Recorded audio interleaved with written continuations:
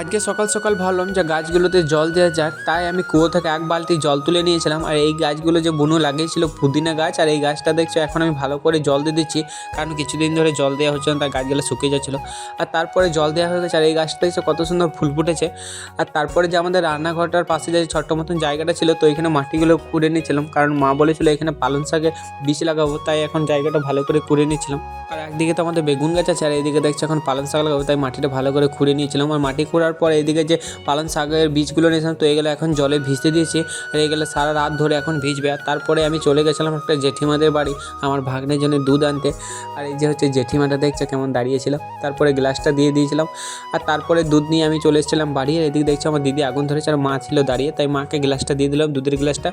আর তারপরে দেখছো আমাদের এদিকে ছোটো গাছটাতে কত সুন্দর সুন্দর ছোটো ছোটো বেগুন ধরেছে। তো এই বেগুনগুলো আমার মা তুলে নিয়েছিল, কারণ আগেবারে সব বেগুনগুলো বাঁদরে নিয়ে সব চলে গেছিলো, তাই আমার মা ছোটো ছোটো বেগুনগুলোকে তুলে নিয়েছিল। আর এদিকে দেখছি আমার মা যে আমচুর করতে দিয়েছিল সেইগুলোকে এখন ঠিক করছে। আর এইদিকে আমি খাবো পান্তা আর আলু মাখা দিয়ে শুকনো লঙ্কা পুড়িয়ে নিয়েছিলাম। আর এইদিকে আমি আর বুনো খাচ্ছিলাম পান্তা, তো খেতে আর কি সেই মজা লাগছিলো। তো কারা কারা পান্তা খাও কমেন্টে বলবে। আর তারপরে দেখো যে বীজগুলো আমি ভিজতে দিয়েছিলাম, সেই বীজগুলো আমি সকালবেলায় এখন ছড়িয়ে দিচ্ছি ভালো করে।